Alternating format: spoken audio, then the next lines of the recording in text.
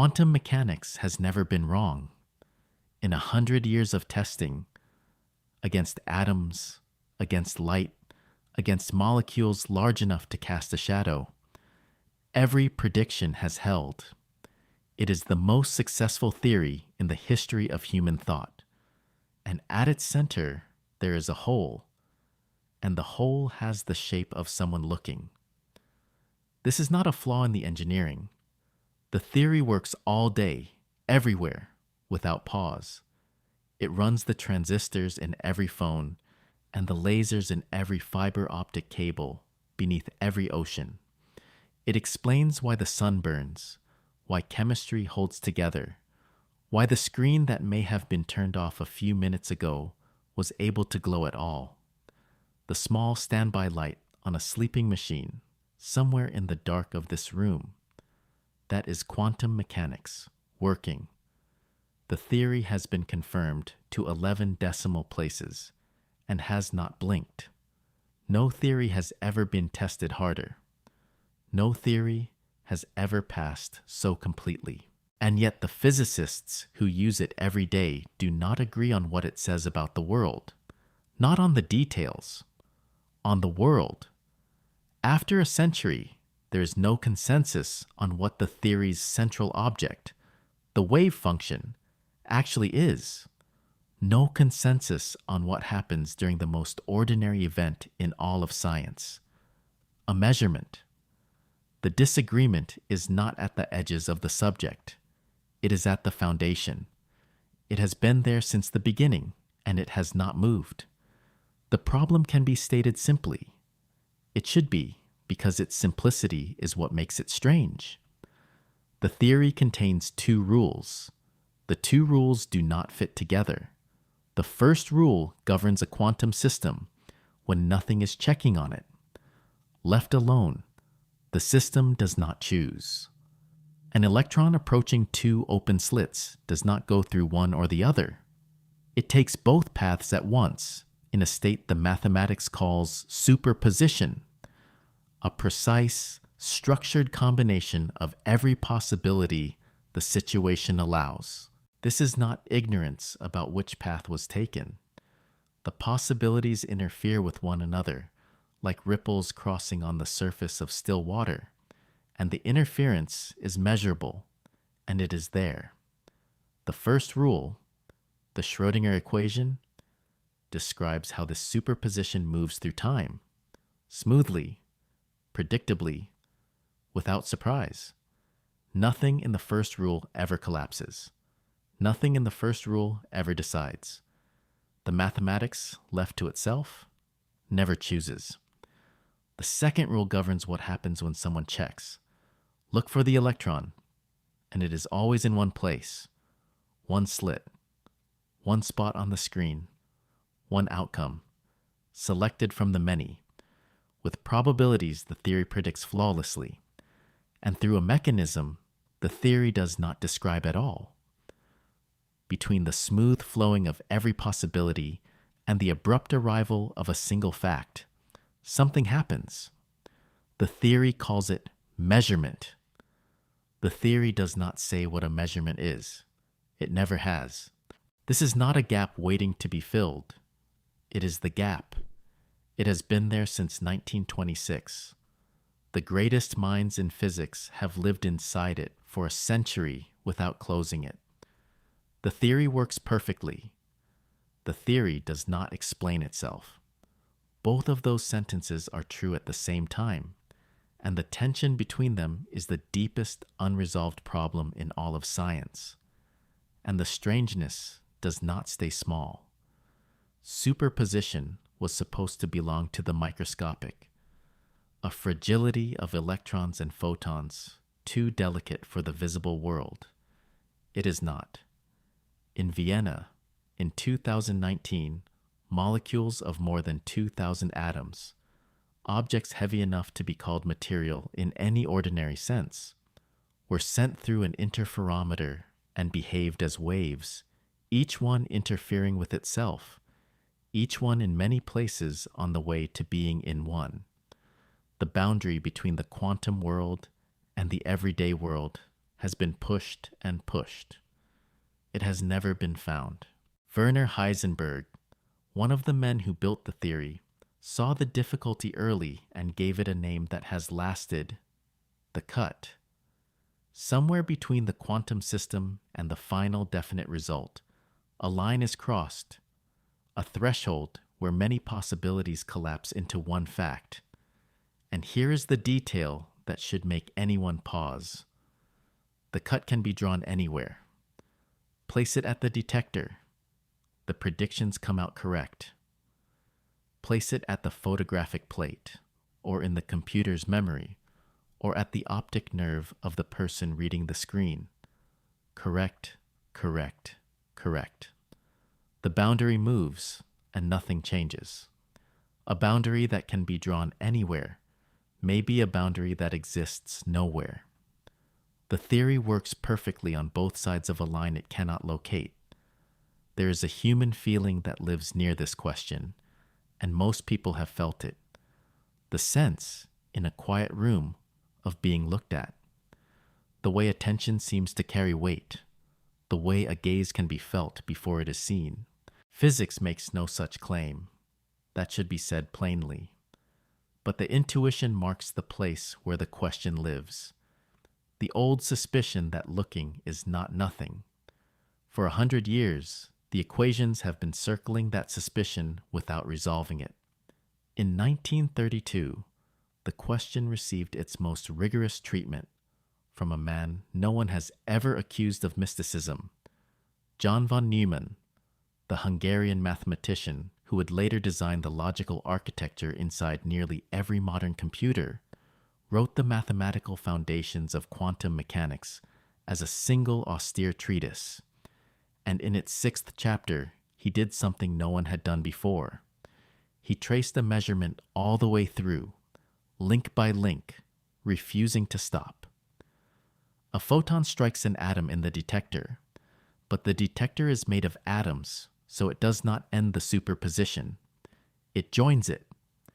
The detector's pointer swings, but the pointer is atoms too, and the superposition spreads into it. The light from the pointer enters an eye. The retina is atoms. The optic nerve is atoms. The brain is atoms. Every link in the chain is physical. Every link obeys the first rule. The chain does not stop. It only grows. Von Neumann proved that the cut can be placed at any link in this chain without changing a single prediction. No physical link offers any reason for placing it there rather than somewhere else. Then he noted what remains. There's exactly one element in the sequence that is not described as another collection of atoms: the awareness of the observer, what the old textbooks, following him, called the abstract ego. He did not claim that awareness collapses the wave. He showed something quieter and harder to dismiss, that within the mathematics, nothing else in the chain has the standing to. He set this down in formal language, without excitement, and moved on. The implication has been sitting in the foundations of physics ever since, like a stone in the ground beneath a house. Most of the residents have learned not to mention it. Albert Einstein hated all of it. Walking one evening with a younger colleague through the streets of Princeton, he asked whether the man truly believed the moon is there only when someone looks at it. He meant the question as a way of ending the argument. Proof, by absurdity, that the new theory had to be incomplete, that reality must be definite whether or not anyone attends to it. The decades since have not been kind to the comfort he wanted. Not because anyone believes the moon flickers in and out of existence behind one's back, but because the theory that runs the world cannot by itself explain why there is one definite moon at all, why a universe of overlapping possibilities delivers, every single time, a single sky. The moon question is still open. It will return before this night closes. Here, a popular version of this story has to be set aside because it blocks the road. It is often said, in books, in films, in seminars with soft lighting that the observer effect proves consciousness creates reality, that attention collapses the wave function, that the universe responds to intention, and that with the right inner state, a person can select the outcomes they want. The actual situation is stranger and far more demanding than that. In the laboratory, interference vanishes whenever any irreversible record forms. A photodiode that no one ever reads, a grain of silver in an emulsion, a single stray air molecule carrying the witch path information away into the room. No mind is required. No attention is involved. The experiments do not show that wishing shapes matter. Nothing of the kind has ever been demonstrated in a controlled setting. What they show is that the theory cannot say what completes a measurement, anywhere, for anything, and that every attempt to draw the final line between the measured and the measurer has failed. The popular version flatters the listener. The real question implicates the listener. The difference between those two is the subject of this night. What physics has actually uncovered is not a mechanism by which consciousness controls outcomes. What it has uncovered is a deeper and more troubling fact, that the word observer cannot be removed from the theory's foundations, that a century of trying to remove it has not succeeded, and that no one can say with precision what an observer is. That is a very different claim. It is also a more interesting one. The question, stated this way, has a particular gravity, not the weight of something solved and presented, the weight of something genuinely open, the weight of a wall that the best instruments ever built have not been able to see past. The physicists know this. The honest ones say so. And there is a version of intellectual honesty that consists of nothing more than sitting with that weight, without filling it prematurely, of letting a real question be real, without resolving it into comfort. And then there is this. The question is older than the equations. Long before there were interferometers, before there were detectors or wave functions or laboratories with temperature-controlled chambers, there were human beings who turned their attention around, who made the looking itself the object of a lifetime's investigation. They worked without instruments, or rather, with a single instrument trained across decades. Attention stabilized until it could rest on itself without flinching, without the ordinary mind's habit of always moving to the next thing. They kept records. They argued with one another across centuries, refined one another's reports, condemned one another's conclusions. They left maps, precise, layered, technically demanding maps, of the territory where the observer stands, written in languages that have never been translated into the vocabulary of physics.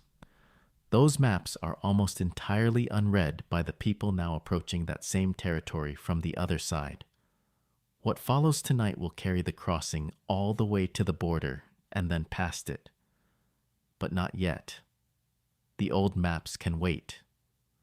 They have waited a very long time.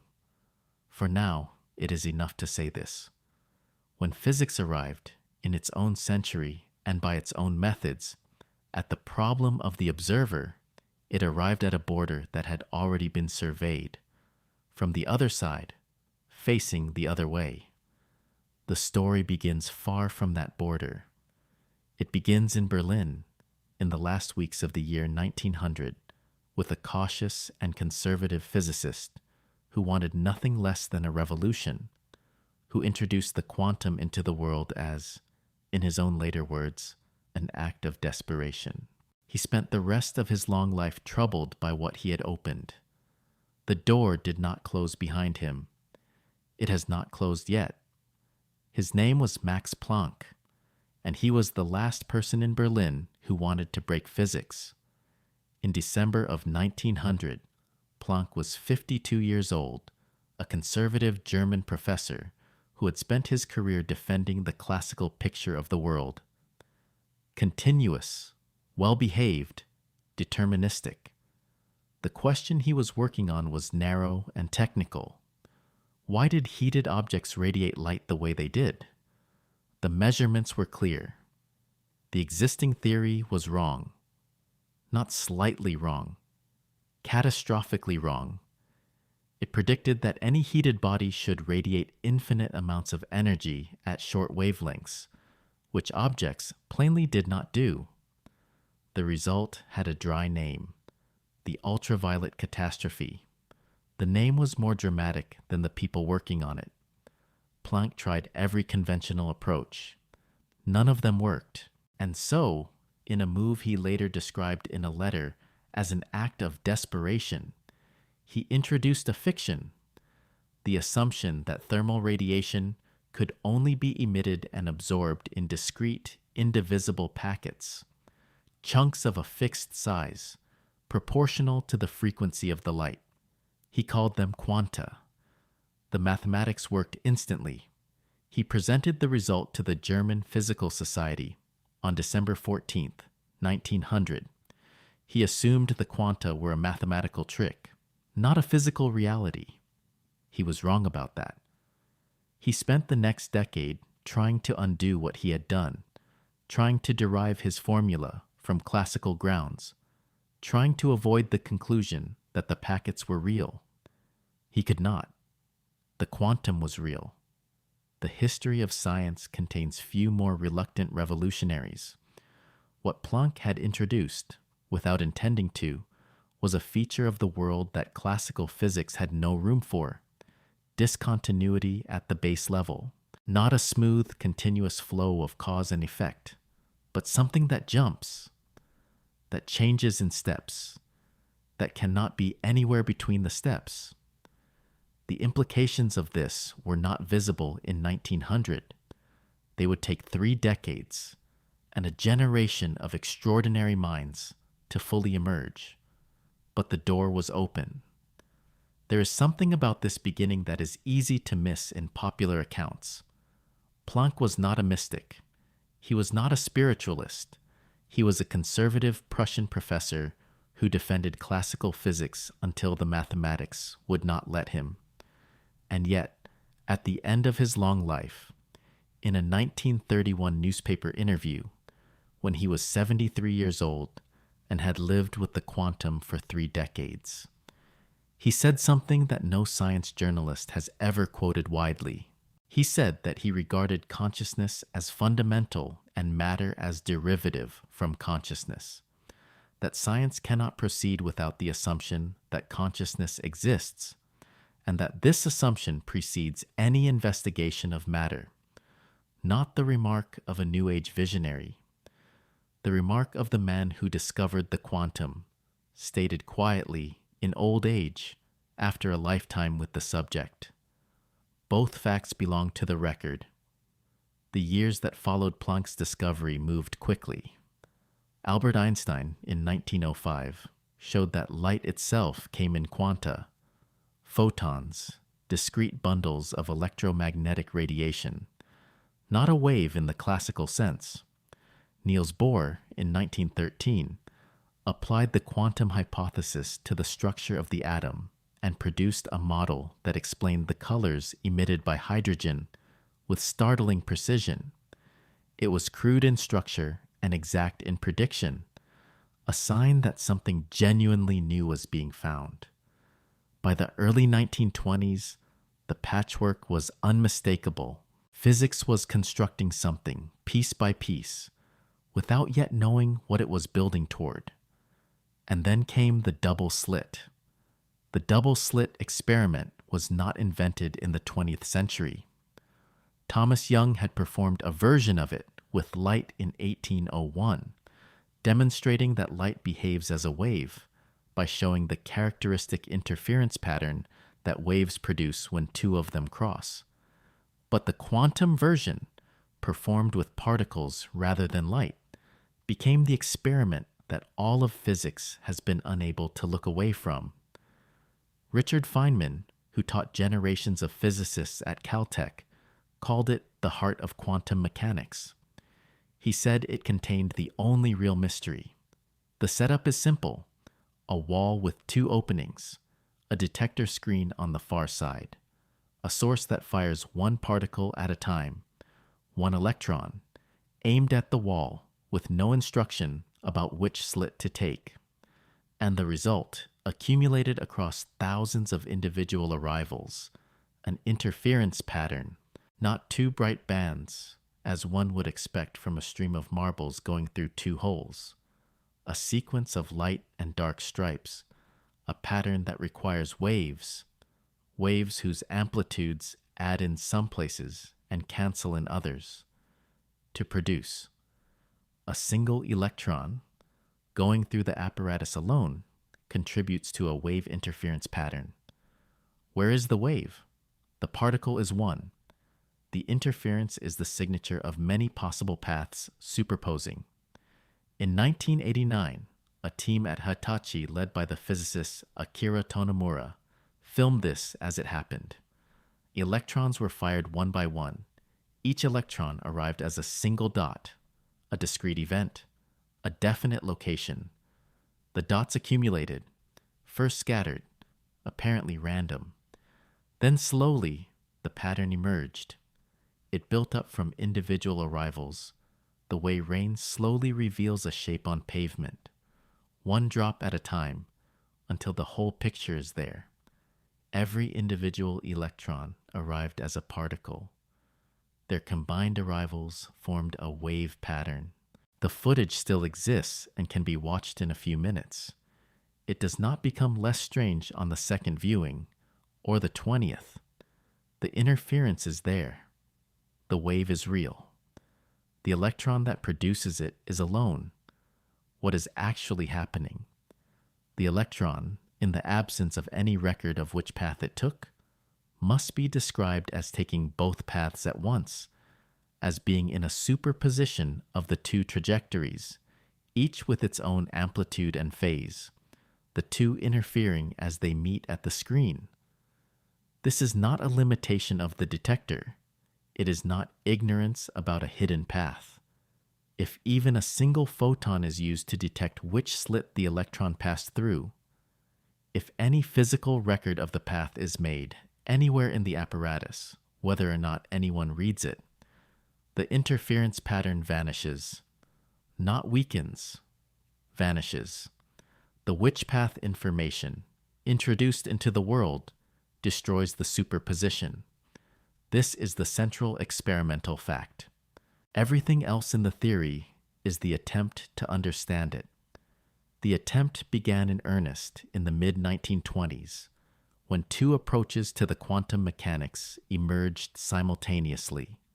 One from Werner Heisenberg, a 23-year-old German physicist working on the island of Helgoland, who produced a mathematical scheme based entirely on observable quantities, tables of numbers describing how systems transition, stripped of any picture of what an electron is between measurements, and another from Erwin Schrödinger, a Viennese physicist who produced a wave equation that described how the quantum state evolves through time. Both worked.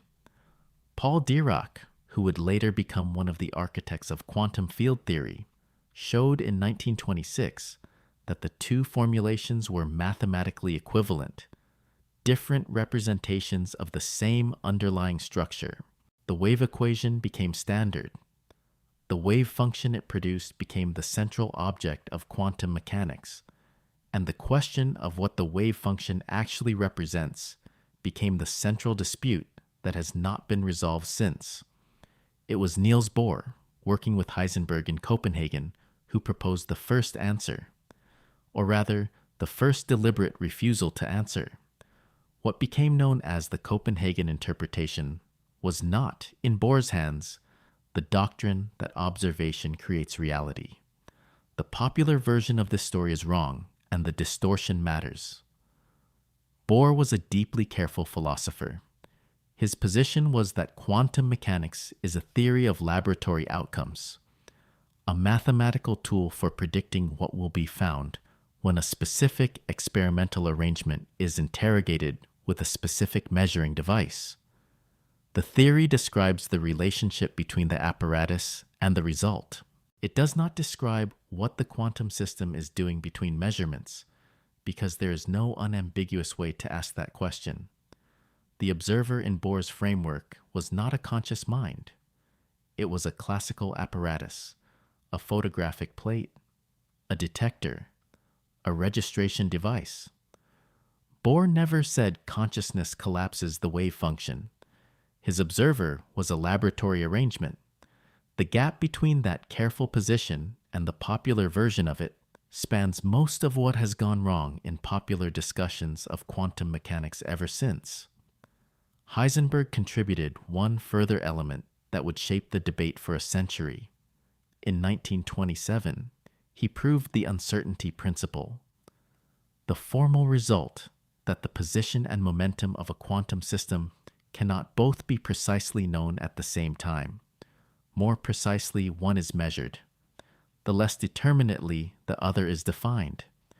And the relationship is governed by a fixed mathematical limit.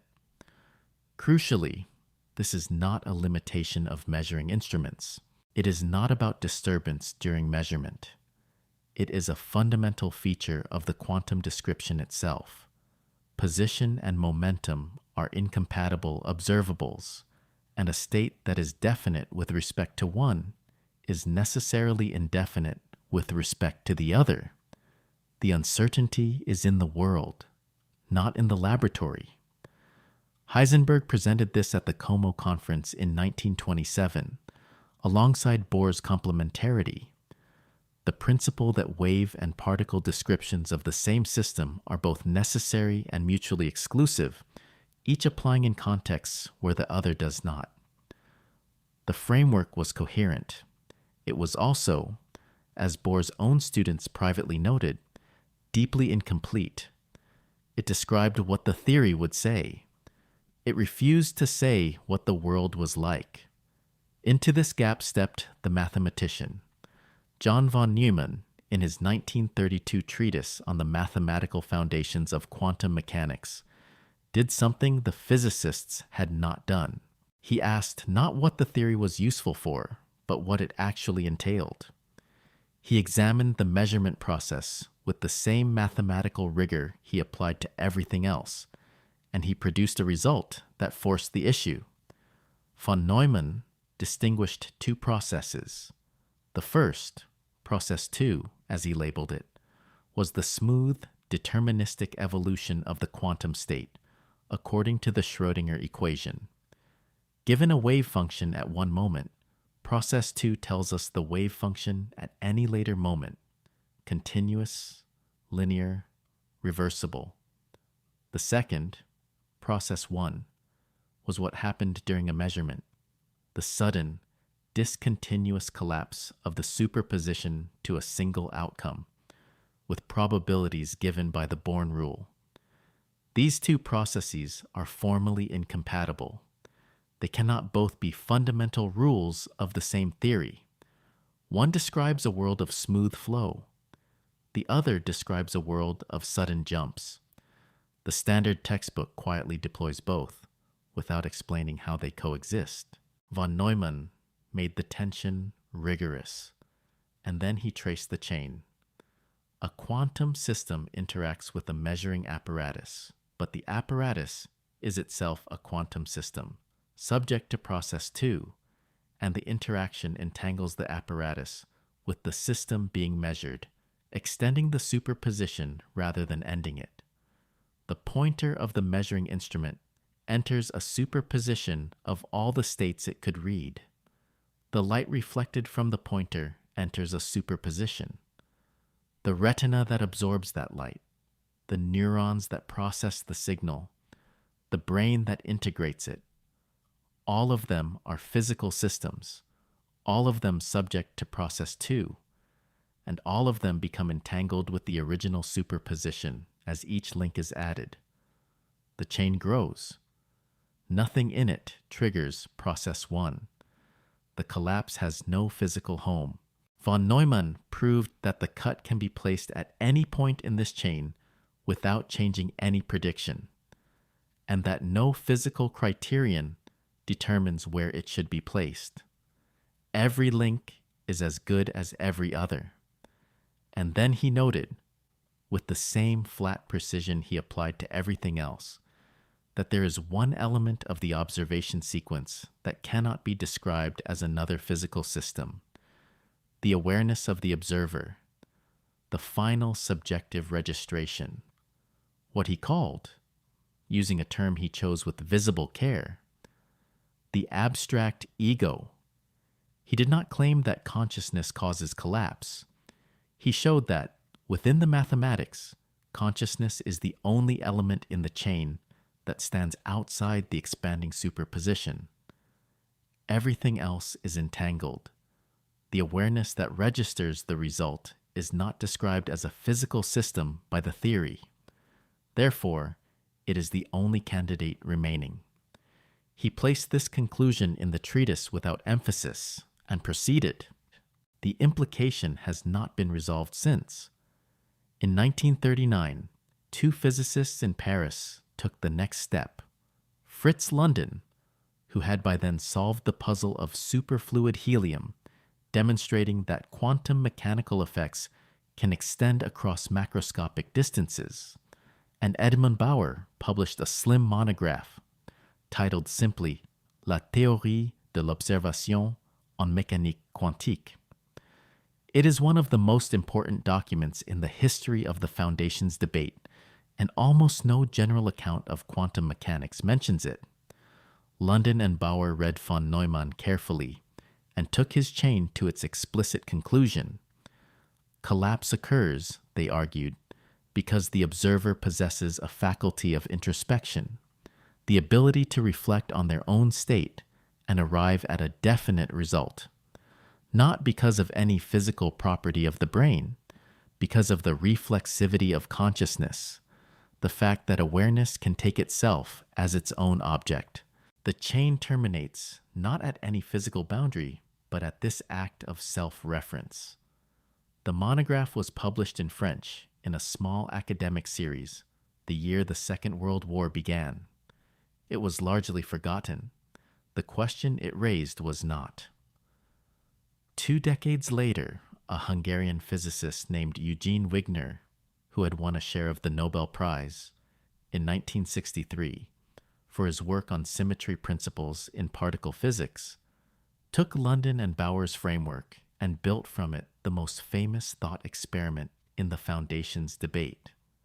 In his 1961 essay, Remarks on the Mind-Body Question, Wigner proposed a scenario that made von Neumann's chain concrete. A friend performs an experiment inside a closed laboratory. The friend makes a measurement and sees a definite result. Outside, Wigner knows only that the experiment has been performed. He does not know the result. For Wigner, the friend plus apparatus plus measurement is a quantum system in superposition. For the friend, there is a definite fact. 2 observers, 2 descriptions, 1 theory. The question, whose description is correct and under what conditions, does not have a standard answer. But here is the part the popular accounts almost always omit. In the 1970s, after the first serious work on decoherence began to appear, Wigner quietly reconsidered. He had proposed the consciousness interpretation in 1961 as the most logical reading of von Neumann's mathematics. By the mid-1970s, he had moved away from it. Not because the measurement problem had been solved, but because he became persuaded that consciousness was the wrong kind of thing to place at the foundations of a physical theory. He ended his life working on unified field theories, no longer defending the position that had made him famous in philosophy of mind. Both facts belong to the record. The Nobel laureate who proposed the consciousness interpretation is also the man who abandoned it. That is not a minor detail. There is one founder whose private correspondence on these questions is more startling than any of the others, and whose biographers have generally handled the material with care bordering on suppression. Wolfgang Pauli, the theorist whose exclusion principle explained the structure of the periodic table, the man whose withering criticism was so feared by other physicists that a failed experiment was sometimes described as not even wrong, maintained a correspondence with the psychiatrist Carl Jung for 26 years, from 1932 until Pauli's death in 1958. The correspondence ran to hundreds of letters. Jung analyzed Pauli's dreams. Pauli helped Jung think rigorously about synchronicity and the nature of causation. In 1952, they published a joint volume, Jung's essay on synchronicity, alongside Pauli's historical study of Kepler's cosmological thinking. The collaboration was not an eccentricity. It was a sustained philosophical project. Pauli's mature position, expressed in the late correspondence, was this: the split between psyche and matter, between the subjective and objective, between the observer and the observed, was the fundamental problem the next physics would have to dissolve. Not bridge from the outside, dissolve from within. He used the phrase unus mundus, the old alchemical term, retrieved by Jung, meaning one world, the single underlying reality that physics describes from one side and psychology from the other, the two descriptions like two elevations of the same building. Pauli died before working out what a physics that took this seriously would look like. He knew it would require something no one had yet built. He said so in the correspondence. The hardest head in physics, the man who spent his career demanding mathematical rigor from everyone around him, spent the last years of his life convinced that the deepest question in physics was about the relationship between awareness and the physical world. And then there was Schrödinger. His cat is the most famous thought experiment in all of physics, and it is almost always misunderstood. In 1935, Erwin Schrödinger published the paper that introduced the cat scenario, and the purpose was polemical. He was not celebrating the weirdness of quantum mechanics. He was attacking it. He was demonstrating, through deliberate absurdity, that the standard interpretation, which allowed microscopic superpositions to propagate unchecked, led to consequences that were plainly unacceptable at the macroscopic scale. A cat in a box, its fate tied to a radioactive decay, cannot literally be in a superposition of alive and dead. The very idea collapses under its own weight. Schrödinger was making an argument against the Copenhagen orthodoxy. The thought experiment has been co-opted into precisely the view he was trying to refute. But this is only the beginning of what Schrödinger actually thought. His private library contained Schopenhauer's collected works and Paul Deusson's Sanskrit translations of the Upanishads. He had read these not as curiosities, but as philosophy, as contributions to the same question he was working on from the other side. In 1944, in the epilogue to his small book, What is Life?, he stated his position openly. Consciousness, he wrote, is a singular of which the plural is unknown. There are not many consciousnesses. There is consciousness. The experience of being a separate individual observer is a kind of display produced by the same underlying unity. And the tradition that had understood this most clearly, he said, naming it by name, was the Hindu philosophy of the Vedanta, with its insistence on the identity of the individual awareness and the universal ground. He returned to this theme in his Cambridge lectures of the 1950s, published as Mind and Matter. He never retracted it. He refined it. He died in 1961, holding the same position he had articulated in 1944.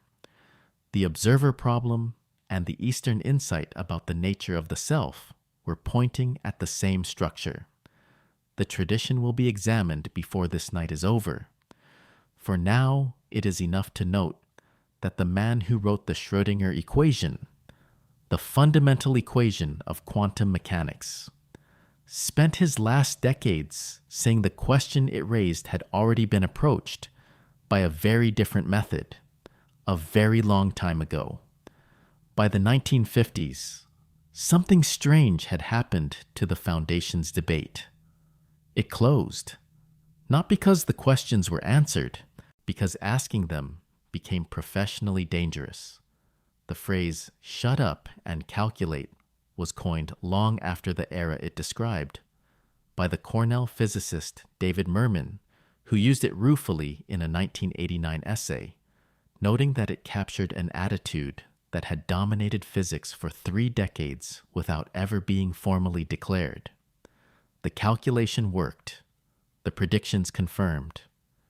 The question of what the calculations meant, of what the wave function was, of what happened during a measurement, was treated as either unanswerable or unimportant, and working on it was treated as evidence of a philosophical temperament unsuitable for serious physics. The consequences for David Bohm were severe and specific. In 1952, Bohm published a fully worked out alternative to the standard interpretation, a pilot wave theory first proposed by Louis de Broglie in 1927 that described particles as real, definite objects guided by a real wave, with no collapse, no observer, no measurement problem. The theory reproduced every confirmed prediction of quantum mechanics exactly. Bohm sent a preprint to Einstein, who had long hoped for precisely this kind of completion of the theory. Einstein's response was encouraging, but skeptical. He found the non-locality troubling. Oppenheimer dismissed the theory without detailed engagement. The physics community, in 1952, largely ignored it, not because it was wrong, but because the questions it was designed to answer were not being taken seriously. And Bohm himself was in no position to defend it. He had refused to name names before the House Un-American Activities Committee, was suspended from Princeton, and within a year was in exile in Sao Paulo, then in Israel, then in London, where he would remain. His pilot wave theory sat, ignored, for 30 years, a fully consistent alternative to the standard picture, available on the shelf, gathering dust. It is taken seriously now, by a minority that has grown. It was not taken seriously then. The question did not get answered in those decades. It got buried. And into the silence, quietly, an Irish physicist at CERN was doing foundations work on his lunch breaks. John Bell, who spent his days designing particle accelerators, published in 1964 a theorem that ended the comfortable evasion. Bell's theorem proves something precise, that if quantum mechanics is correct, and it is, then no theory that assigns particles definite hidden properties before measurement can reproduce the observed correlations between distant measurements, unless those properties are not local, meaning unless there is some influence or connection that operates outside the ordinary constraints of space and time. The universe cannot be both locally real and quantum. Both cannot be true at once. One word has to give. The theorem is mathematical, but its structure can be felt. 2 particles are prepared together and sent to distant detectors. Measurements are made on each independently, with no time for any signal to pass between them. The correlations between the results are what quantum mechanics predicts, and they are stronger than any locally real theory can explain. There is a bound, Bell's inequality, and the quantum results exceed it. The excess is the signature of something the local real picture cannot contain. In 1972, John Clauser and Stuart Friedman at the University of California in Berkeley performed the first practical experimental test using polarization-entangled photons. Their result violated Bell's inequality. It was not decisive.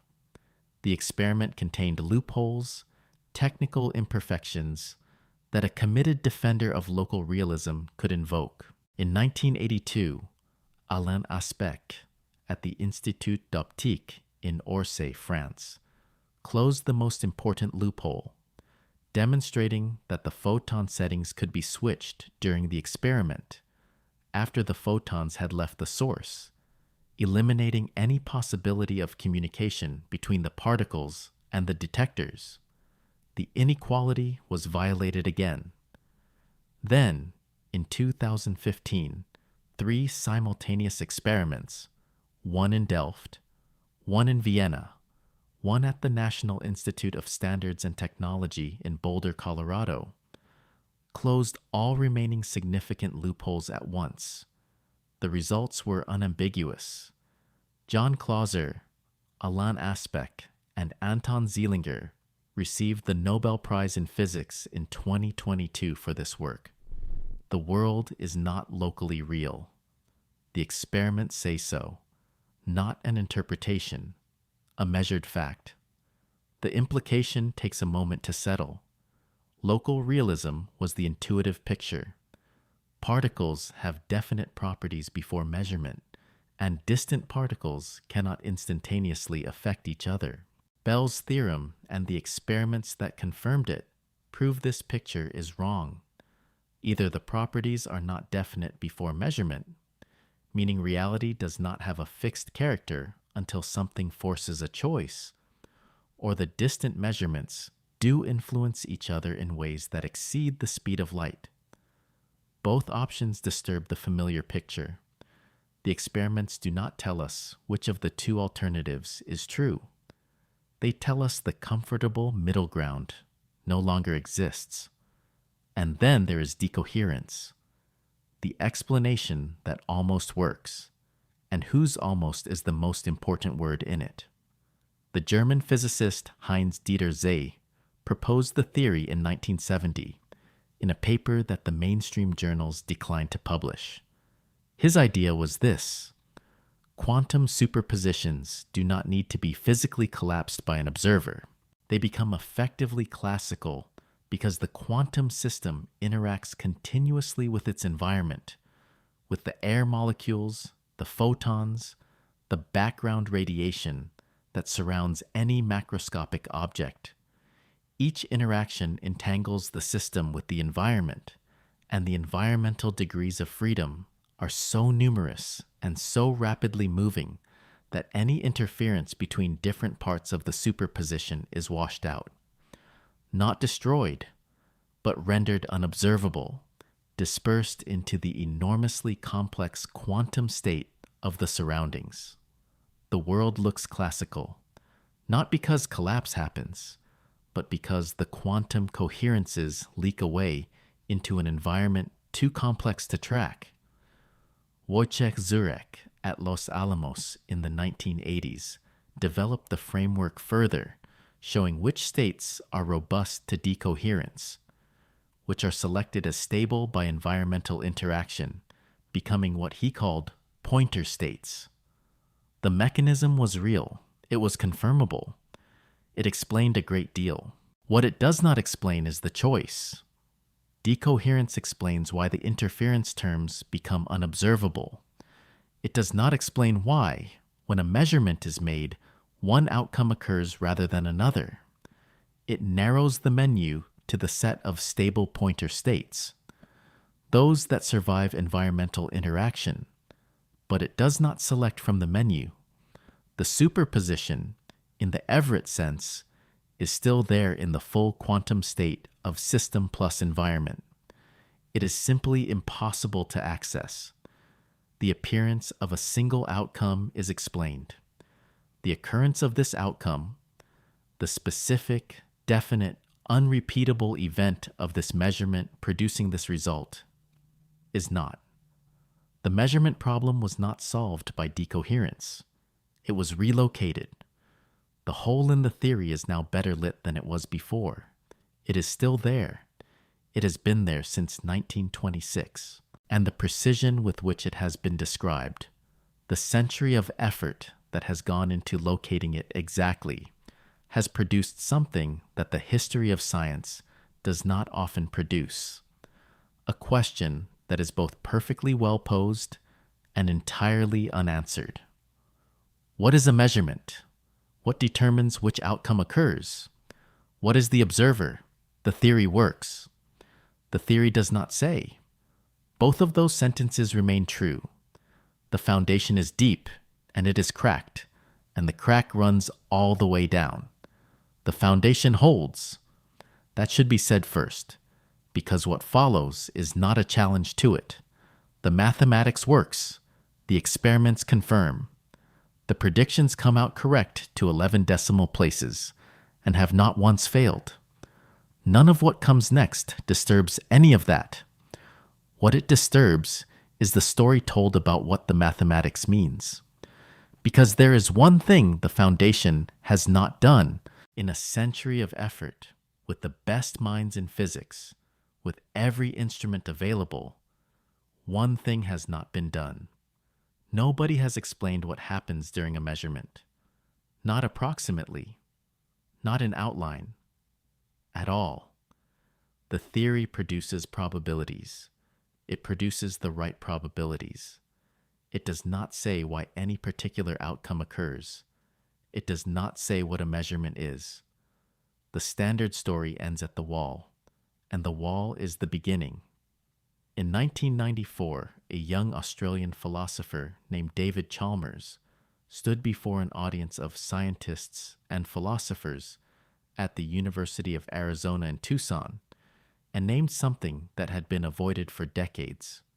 He called it the hard problem, not the question of how the brain processes information, that he called the easy problem, and said it would eventually yield to neuroscience, given enough time and enough data.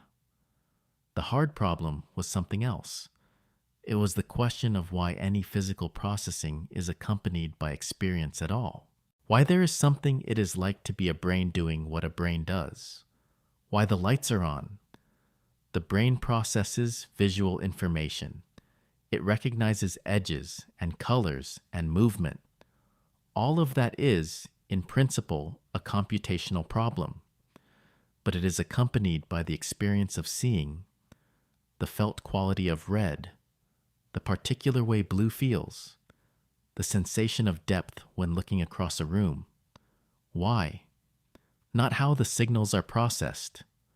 Why the processing has an inside. Physics has an observer-shaped hole at its foundation. Neuroscience has an experience-shaped hole at its summit. Two disciplines, the same hole, looked at from opposite sides. The adjacency proves nothing, but it is the kind of nothing worth sitting with. This is what the honest position looks like. Two mature scientific fields, both well-funded and rigorously practiced, each one standing at a wall that has not moved in a century. The neuroscientist who tells you consciousness will be explained by sufficient understanding of neural correlates is making the same assumption as the physicist who tells you the measurement problem will dissolve with a better theory. The confidence is real. The evidence for it is not yet there. There is a specific proposal for how quantum mechanics and the brain might be related, a minority hypothesis that has been attacked vigorously and has not died. Roger Penrose, who shared the 2020 Nobel Prize for his work on black holes, proposed in 2 books, The Emperor's New Mind and Shadows of the Mind, that human consciousness is not computable and that its quantum substrate is a specific kind of objective collapse, a physical process in which the wave function does not collapse because of measurement, but because of a gravitational threshold. When the quantum superposition of 2 different spacetime geometries reaches a certain energy scale, he argued, it becomes gravitationally unstable and collapses spontaneously to one outcome. Penrose called this objective reduction. The collapse is real. It is physical. It requires no observer. Stuart Hameroff, an anesthesiologist at the University of Arizona, who had spent years studying microtubules, the protein structures that form the internal skeleton of cells and that are particularly abundant in neurons, proposed that these structures were the physical site of Penrose's objective reduction. The filaments are organized in precise geometrical lattices. They are quantum mechanically sensitive. They are found in high concentrations in the neurons associated with conscious processing. Put Penrose's gravitational collapse together with Hameroff's microtubule substrate, and you get orchestrated objective reduction, OR, a theory of consciousness as a quantum process occurring inside the cytoskeleton of neurons. The objections came fast. In 2000, the physicist Max Tegmark published a calculation showing that the decoherence time for quantum superpositions in biological systems, the time before environmental interaction destroys quantum coherence, is approximately 13 orders of magnitude shorter than the timescales of neural processes, trillions of times too short. The brain, he argued, is far too warm and wet for quantum coherence to survive long enough to do anything. The Hameroff camp has disputed aspects of the calculation, noting that microtubule geometry may provide some protection from decoherence that Tegmark's model does not include. The debate has continued for 2 decades, technical on both sides.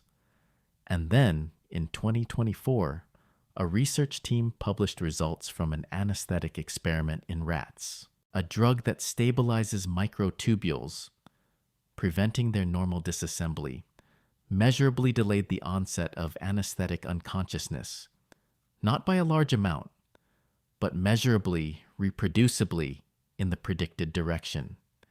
If microtubules play no role in consciousness, this result is hard to explain. If they do play a role, the result makes sense. One experiment. In rats. Suggestive. Far from decisive. That is the precise status of OR, a minority hypothesis proposed by serious physicists and biologists, attacked by serious critics, not refuted, not confirmed, still breathing. Anyone who tells you it has been definitively disproven has not read the 2024 literature.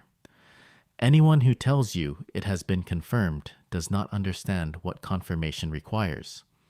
It lives in the space between, exactly where the most interesting science tends to live, before the data resolves it.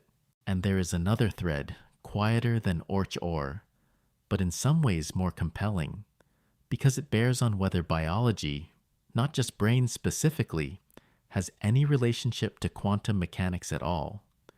For decades, the standard assumption was simple. Quantum coherence is fragile, and the warm, wet, noisy environment of a living cell is precisely the wrong environment for it. The cell destroys coherence almost instantly. The right environment for quantum mechanics is the physics laboratory, cold, isolated, carefully shielded. Life is the opposite. So goes the assumption. In 2007, a team working in Graham Fleming's laboratory at Berkeley published results from photosynthesis experiments in green sulfur bacteria.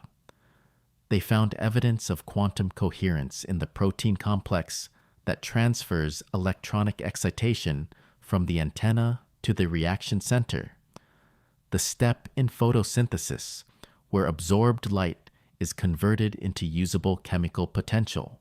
The coherence, if real, would allow the excitation to sample multiple pathways simultaneously, finding the most efficient route with a speed that classical diffusion could not match.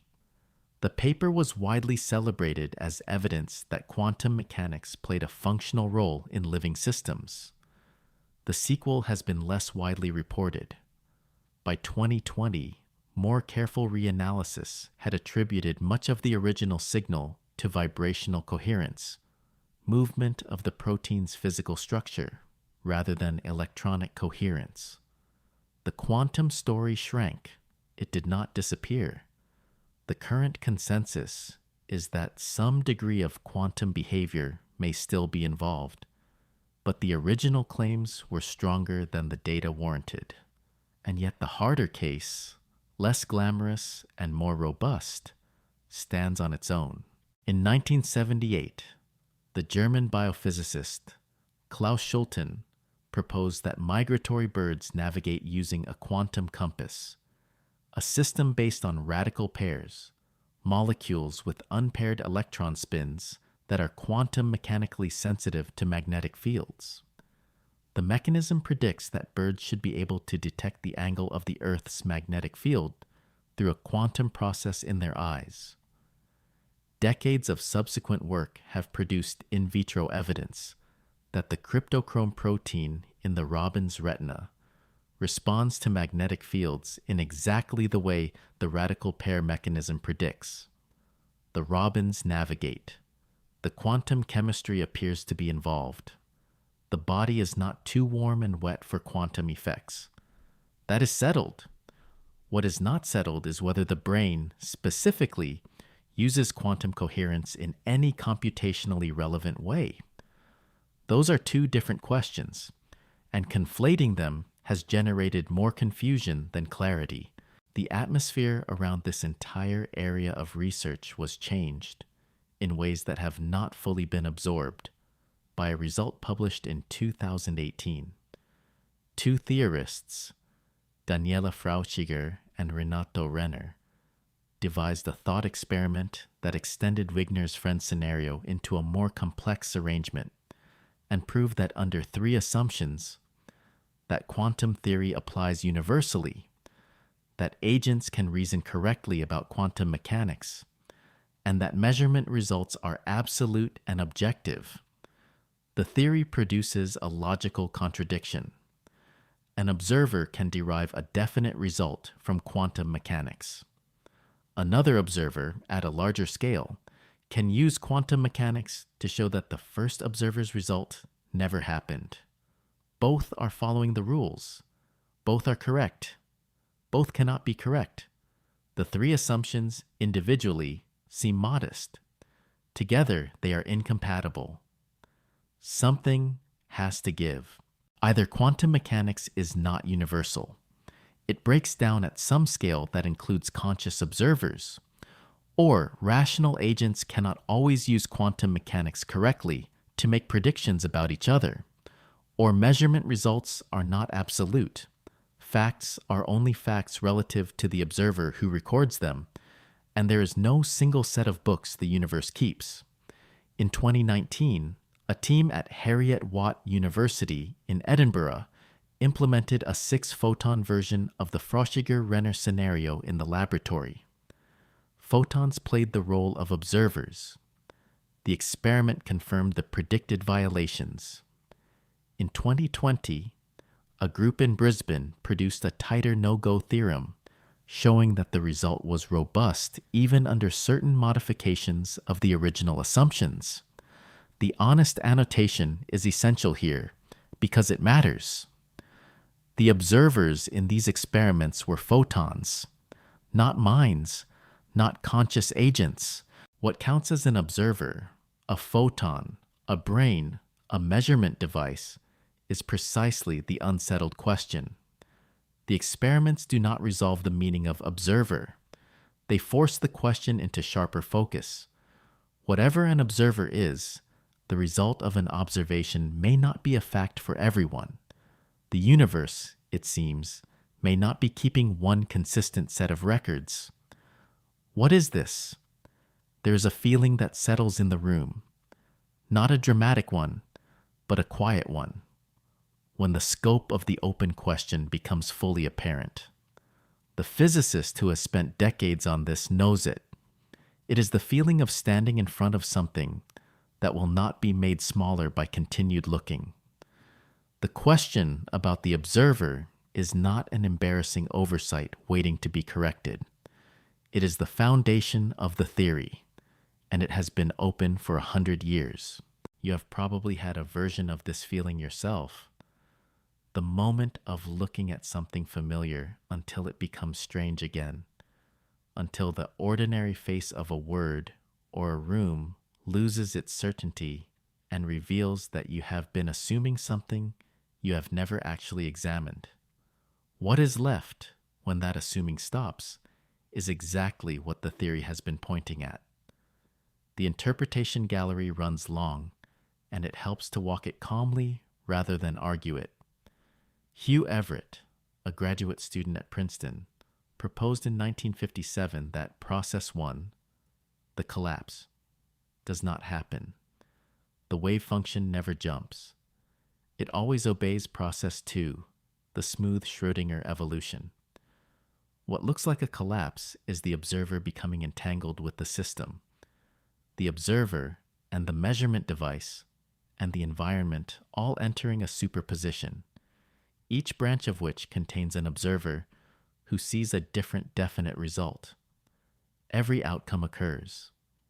Every possible version of each measurement happens in a different branch of the wave function.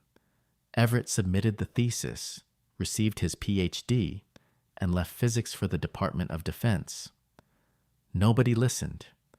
The interpretation was revived decades later by the Oxford physicist David Deutsch, and it now has a substantial and technically sophisticated following. Its internal wound is deep. If everything happens, what does probability mean? There are many technical proposals for rescuing probability in the many worlds picture. None has achieved consensus. David Bohm's pilot wave theory, which Bohm published in 1952 and which was rediscovered and refined over subsequent decades, offers a completely different resolution.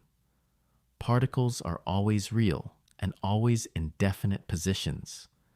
They are guided by a real wave, the pilot wave, that propagates according to the Schrödinger equation through all of configuration space. The wave does not carry probability. It carries actual influence. The particle goes through one slit. The wave goes through both. The wave then guides the particle to a position consistent with the interference pattern. No collapse. No observer. No measurement problem. The theory is deterministic, non-local, and empirically identical to standard quantum mechanics in all confirmed tests.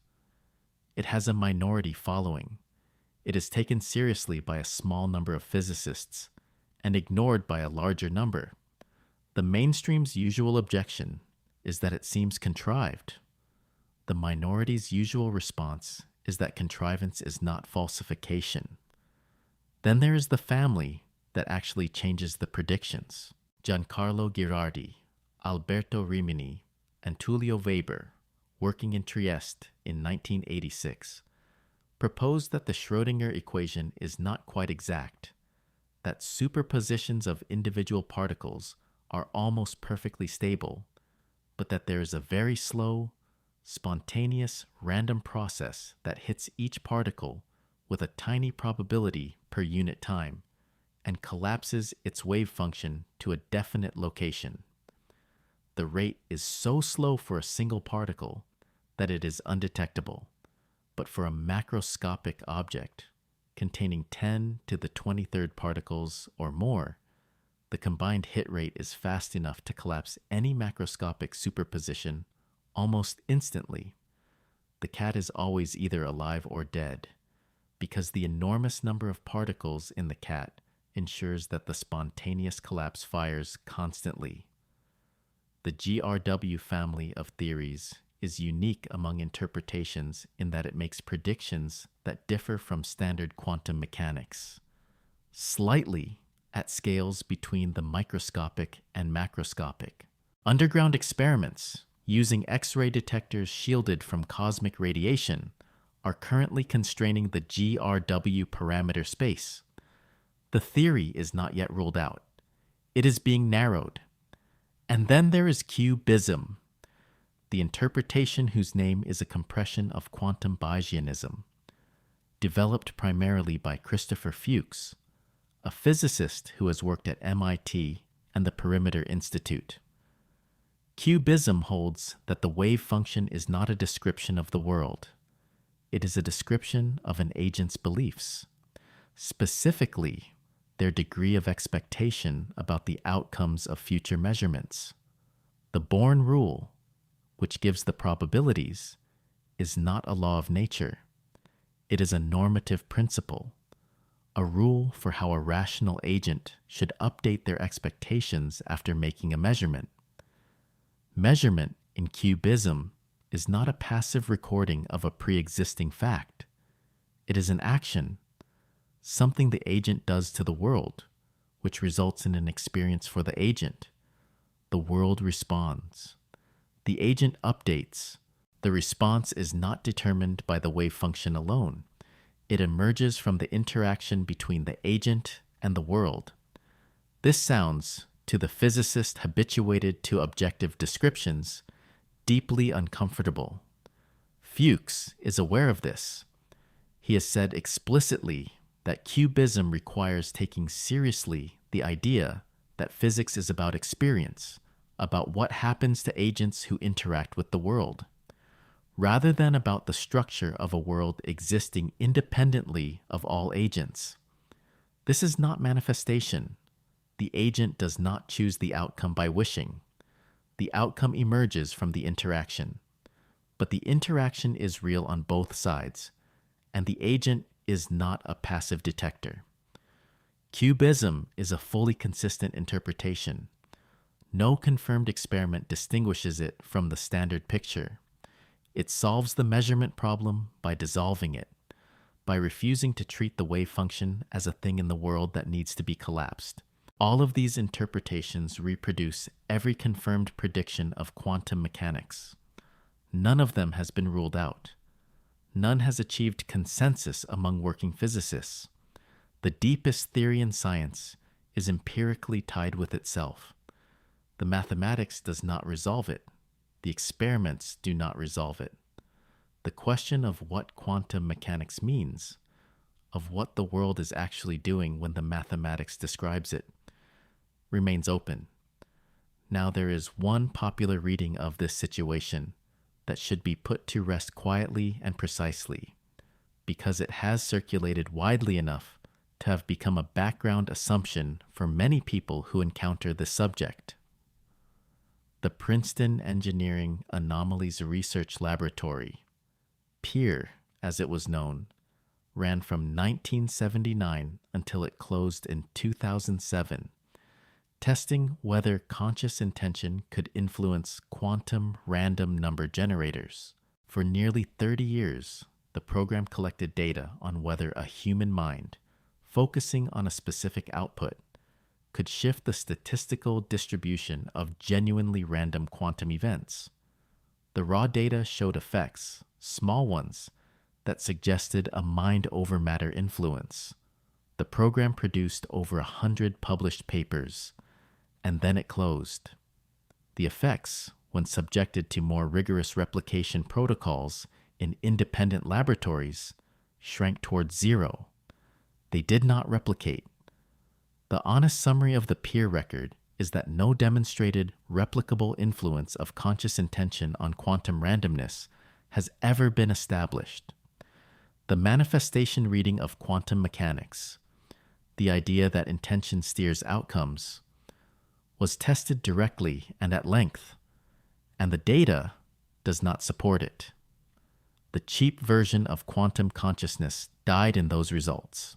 What the PEER failure does not touch is the constitutive question, the philosophical question that von Neumann's chain poses, that the Fraukiger-Renner experiments press, that cubism takes seriously. Whether observership is constitutively involved in quantum mechanics is not the same question as whether minds can bend random number generators. The first is a question about the foundations of the theory. The second is a question about psychokinesis. They are not the same question. they have not been answered by the same evidence. And then there is the experiment that is, in some ways, the strangest of all. John Wheeler, who coined the term black hole, who worked with Bohr and with Einstein, who trained several generations of American physicists, proposed in 1978 what he called the delayed choice experiment. It works as follows. A photon is sent toward a beam splitter and can take one of two paths. If detectors are placed at both paths, the photon behaves as a particle going along one path. If the paths are recombined and the interference is measured, the photon behaves as a wave, having taken both. In the standard setup, the choice of how to measure is made before the photon reaches the beam splitter. In Wheeler's variation, the choice is made after the photon has already passed it. The photon cannot know in advance which kind of measurement is coming, and yet the result is the same. The photon's behavior, wave or particle, matches the measurement choice, even though the measurement was decided after the photon's path decision would conventionally have been made. This was realized in the laboratory in 2007 by a French team led by Alain Aspect and Jean-François Roche, using a setup with single photons and fast optical switches. The result matched the quantum mechanical prediction exactly. The photon appeared, in retrospect, to have committed to the behavior appropriate to the measurement that had not yet been decided. The implication Wheeler drew, carefully, never recklessly, was that physics may require the presence of observership as a constitutive element in the universe, not merely a passive recorder of pre-existing facts. He proposed the term participatory universe. He proposed that the act of measurement, of registration, is what brings the quantum event into definite being.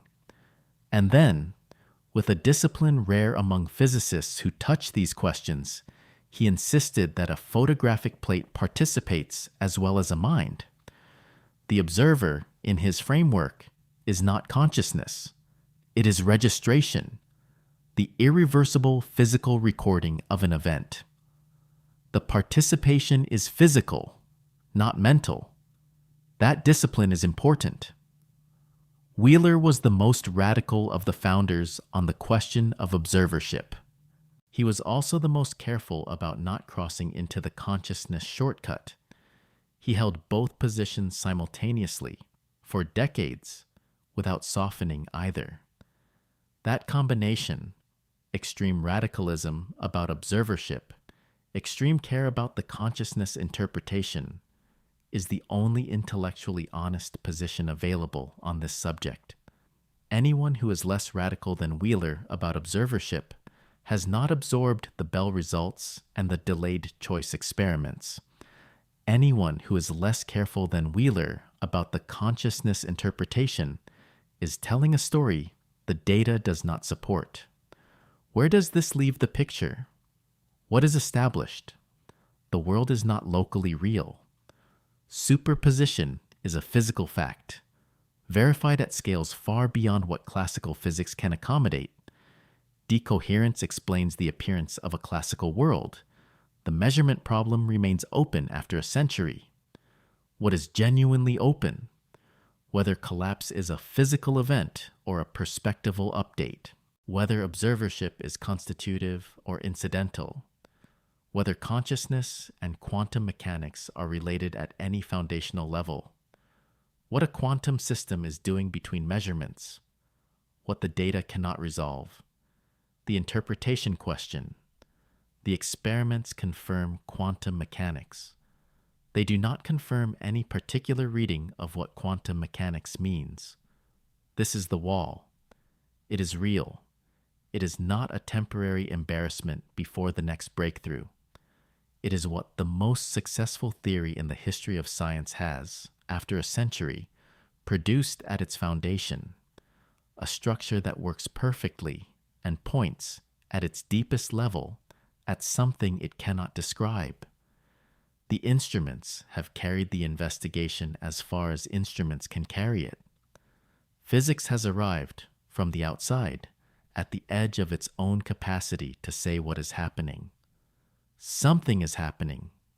The equations describe its surface.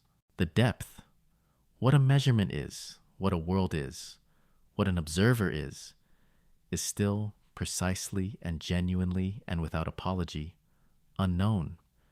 There is another kind of investigation. It is older. It does not use instruments. It begins not by looking outward, but by asking what looking is, and what is doing the looking. It has been conducted with unusual rigor, in technical languages almost no physicist has learned to read, across 2.5 millennia and 5 continents. It has produced maps, detailed, internally consistent, technically demanding maps of the territory where the observer stands. Those maps have been waiting for the physicists to arrive at the border. The border is here. There is another kind of laboratory. It has no instruments. It produces no data in the form that physics recognizes. And it has been operating for roughly 3,000 years, refining its methods across generations, building a body of technical literature in 6 languages, training practitioners under rigorous protocols that demand decades of commitment before the deepest findings are transmitted. Physics built its laboratory to look outward, at atoms, at light, at the correlations between distant particles. The other laboratory built protocols to look at the looking itself, to make the observer the object of investigation, using the only instrument that can reach it. The methods differ. The starting assumptions differ. The technical vocabularies are entirely different. Dozens of precise terms in Tibetan and Sanskrit and Arabic for distinctions that English collapses into a single word. There is no translation between these worlds that does not lose something critical.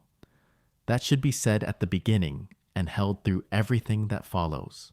What will be named in the next several hours is not evidence. It is not proof. It is architectural recognition. The observation that 2 unrelated investigations, conducted by different methods in different centuries on different continents, arrived at structurally similar pictures of the thing they were investigating. The languages are different. The methods differ. Where the structure repeats, it will be named as structure, and as nothing more. The first investigation comes from the tradition's own interior, from a body of Buddhist philosophy that most Western readers know only in its softest public form. The school is Yogacara. The figure is Vasubandhu, a 4th century Indian monk who wrote with a precision that is almost algebraic. His principal text for this purpose is the 30 verses, a poem very short, very dense, that builds an entire architecture of consciousness in 30 stanzas. Most popular accounts of Yogacara translate it as mind-only philosophy and leave it there. That translation loses what matters. Vasubandhu did not propose that the mind creates a world that exists only in the mind. He proposed something more precise and considerably stranger. He proposed that what we call the split between subject and object, between the one who sees and the thing seen, is not a fundamental feature of reality, but a constructed layer, one of 3 layers, the fabricated nature, the imagined pattern that consciousness imposes on its own flow. The split itself is made. It can be examined. It can, under the right conditions, become transparent. Beneath it is what Vasubandhu called the dependent nature, the actual stream of experience, dependent on conditions, flowing. And beneath that, the perfected nature, the way things are when the constructed split has ceased to be taken as ultimate. The 8-layer model is where the technical precision lives. Most popular accounts of Buddhist consciousness stop at 5. The 5 senses, the the thinking mind. Yogacara adds 3. The 6th is the sensory integrating mind. The 7th is a reflexive layer, manas, which is where the sense of a fixed, separate self is generated continuously, automatically, below the threshold of ordinary attention. The 7th consciousness is the machinery of selfhood. It is not the self. It is what produces the appearance of one. And beneath the 7th is the 8th, the storehouse consciousness, the substrate of the whole structure, the underlying continuity that seeds all arising and receives all impressions. A flowing process rather than a container, more like a river than a warehouse. The structural observation, stated with the discipline the subject requires, is this. Heisenberg's cut can be placed anywhere in the measurement chain, and nowhere is its placement forced. The boundary between observer and observed is freely movable and never grounded.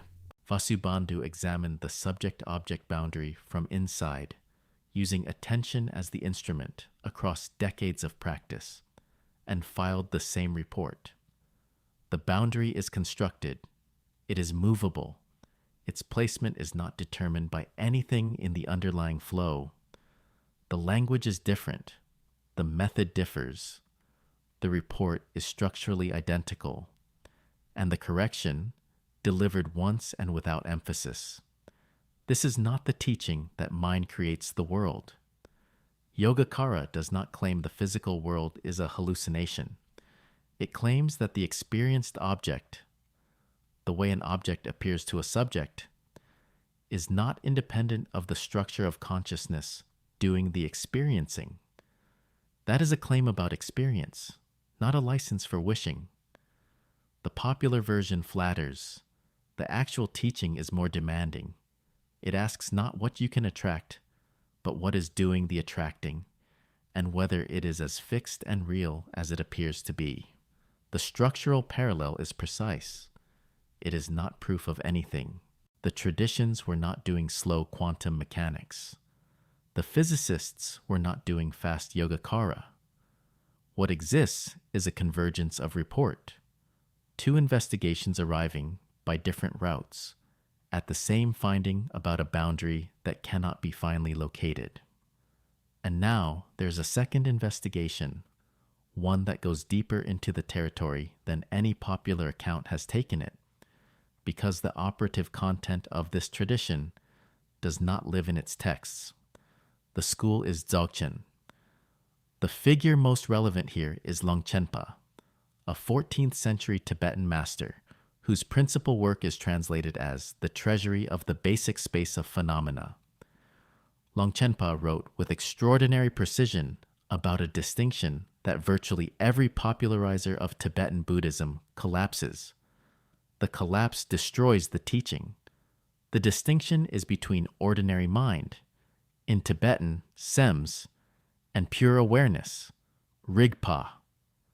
These are not 2 levels of the same thing. They are not mind in an undeveloped state and mind in a developed state. They are, according to the Dzogchen lineage, 2 fundamentally different orders of experience. Ordinary mind is the layer of cognition that moves, grasps, comments, judges, plans, remembers, anticipates. It is what most people mean when they say mind. It is relational, comparative, and always pointing at something other than itself. Pure awareness, rigpa, is not a quieted or refined version of ordinary mind. It is the knowing in which ordinary mind's activity appears. It is the space of cognition, not its contents. Awareness of thinking as opposed to thinking. And crucially, it cannot be produced by thinking because it precedes thought as the ground precedes what stands on it. Here is what the text cannot transmit, and what the lineage holders state plainly when asked about it. The distinction between sems and rigpa cannot be understood intellectually. It can only be recognized. The pointing out instruction. The ritual transmission in which a qualified teacher introduces a student directly to the nature of mind, is the indispensable mechanism of the tradition. The texts are maps. The territory they map cannot be entered by reading the map. This is not mystical obscurantism. It is a precise technical claim.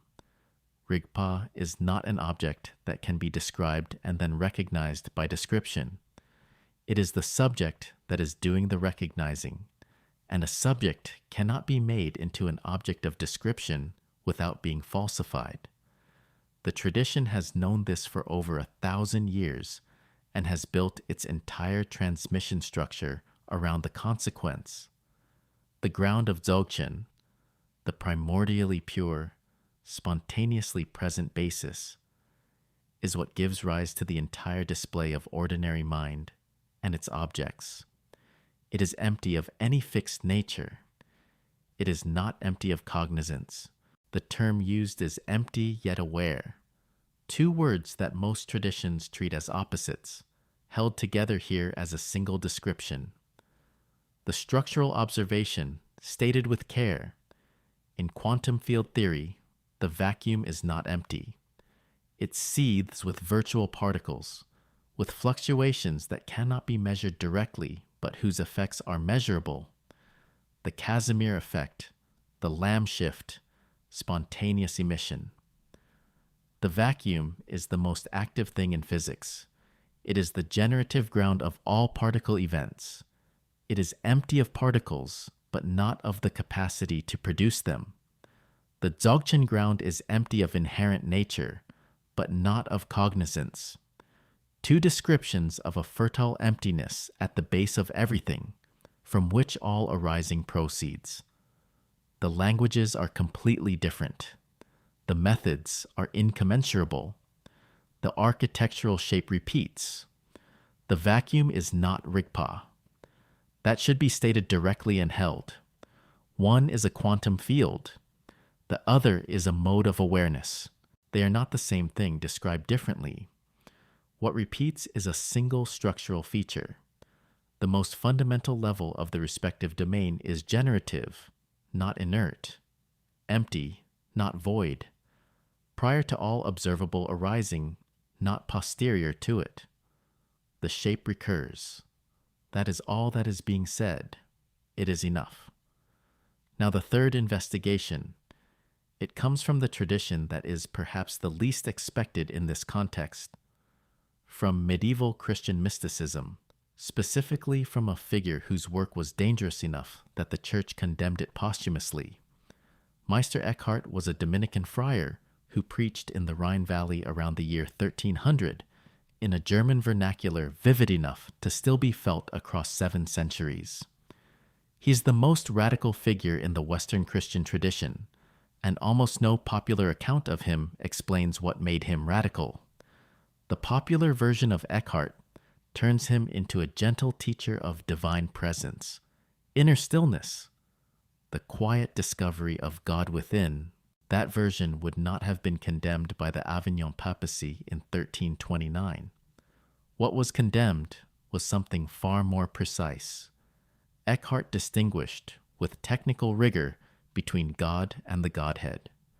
God, in his usage, is the Creator, the personal divine, the God of Scripture and prayer and relationship. The Godhead is what precedes all of that. The Godhead is not a being, even the highest being. The Godhead is beyond the distinction between being and non-being, beyond any positive description whatsoever. It is what Eckhart's Grunt in his Middle German, names. The groundless ground, the abyss of divinity that precedes all attributes, all relations, all names. The soul also has a ground, a spark, what he called the little spark of the soul. And this ground is not merely similar to the divine ground. In Eckhart's most radical sermons, he held them to be identical, not similar, not related. Identical in the way that a flame and the fire it comes from share one nature. Sermon 52 on blessed poverty of spirit is where the most extreme formulation appears. Eckhart prays in this sermon to be free of God, to be so empty of all images, all concepts, all relation, even the relation of creature to creator, that nothing stands between the ground of the soul and the ground of the Godhead. The prayer is to be rid of the concept of God in order to rest in what the concept was only ever pointing at. This is not atheism. It is the apophatic tradition carried to its logical limit, the via negativa, the way of negation, which removes every positive image until what remains cannot be named. The Avignon Bull identified 28 propositions from Eckhart's works as heretical or suspect. And the deep irony, which Eckhart himself would have noted, is that many of them had been condemned because the inquisitors read them as the pantheist claim that the soul is God, the claim Eckhart himself had explicitly argued against. The condemnation targeted a misreading of his actual position. That misreading has not stopped circulating. The structural parallel with physics is of a different kind than the others, and it should be named carefully. The apophatic method, saying what the ultimate is not, refusing every positive image, arriving not at a description, but at the systematic removal of all inadequate descriptions, is the intellectual structure of physics' century-long refusal to say what the wave function is, not what it does, what it is. The Copenhagen interpretation was, at its core, an act of disciplined unsaying. Refuse to picture the unpictured. Bohr and Eckhart operated in entirely different domains with entirely different methods and produced the same methodological stance. The depth cannot be pictured. Every picture falsifies. The honest response is the systematic withdrawal of images. Two traditions of rigorous unsaying, arrived at independently, naming the same epistemic constraint from opposite directions, and the correction woven in without ceremony. Eckhart's ground is not the teaching that you are God. The collapse of the distinction between the soul's ground and the divine ground is, in his own framework, the thing that happens only in the deepest contemplative stillness, under conditions most people never approach. It is not an affirmation. It is a finding, reported after long investigation, with every hedge that the Dominican training required him to place around it. The popular version flatters the student. The actual teaching costs everything the student thought they were. There is a fourth investigation. It is the oldest of the four, and in some ways, the most patient. The Tao Te Ching was compiled, by tradition, in the 6th or 5th century BCE, attributed to a sage named Laozi, the Old Master, whose historical existence remains uncertain, but whose text has survived intact for 2.5 millennia. Its 81 chapters contain fewer than 6,000 characters in the original Chinese. There is a rich, precise literature of commentary that the popular West has almost entirely missed. The 11th chapter says, 30 spokes share a single hub, and it is the empty space at the center that makes the wheel turn. A bowl is shaped from clay, and it is the hollow inside that makes it useful. Doors and windows are cut in walls, and it is the openings that allow the room to be lived in. Being produces what is useful, but non-being, in the original Chinese Wu, is what gives it its function. The 40th chapter is 2 lines. Return is the movement of the Tao. Yielding is its use. All things under heaven are born from being. Being is born from non-being. For most Western readers, these lines carry an impressionistic quality, the flavor of Taoist philosophy. But the 2 great commentaries on the Tao Te Ching reveal that those same lines are, when read carefully, 2 completely different philosophical claims, depending on which commentary is applied. Wang Bi, who wrote in the 3rd century CE and died at 23 with his commentary complete, read non-being as ontological ground, the unconditioned source from which all conditioned things arise, the structureless structure that gives structure to everything with structure. In his reading, the Tao is what being comes from, a pure potentiality that is not itself any particular thing, not located, not describable, not identical with the world, but not separate from it either. The Heshanggong commentary, whose author remains unknown and whose date is disputed, reads the same text as a guide for cultivation, the non-being of the sage who has emptied herself of attachments, the yielding that is not passive but supremely effective, the return that is a returning of the practitioner to her original nature. One text, 2 Taos, and they are not the same Tao. The Wangbi Tao is a metaphysical claim about the structure of reality. The Heshanggong To is a guide for practice. Most Western readers of Taoism have received a blur of both without knowing they are two. And there is Zhuangzi, the 4th century BCE philosopher who wrote in parables and paradoxes so precise that their humor has survived translation. The 2nd chapter of the Zhuangzi contains the butterfly dream. He dreamed he was a butterfly completely certain it was a butterfly. He woke. He was Zhuangzi, but was he Zhuangzi who had dreamed of being a butterfly, or a butterfly now dreaming of being Zhuangzi?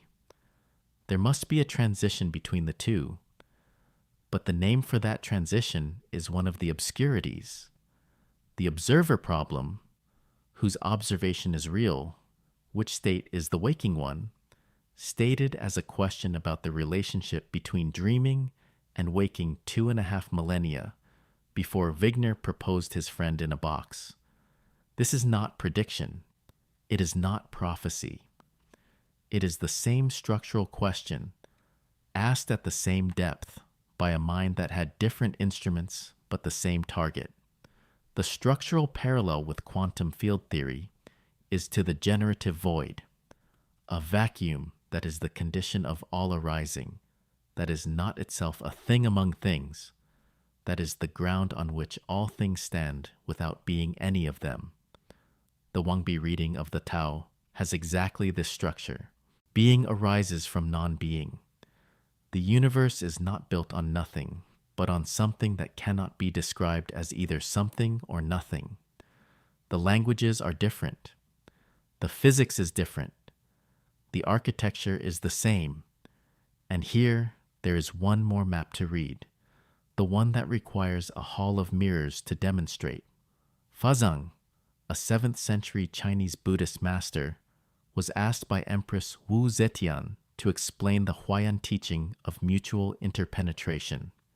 He brought her to a chamber, reportedly constructed for the demonstration, in which 8 large mirrors were placed facing inward in an octagon, with 4 more above and below, and a Buddha figure with a candle at the center.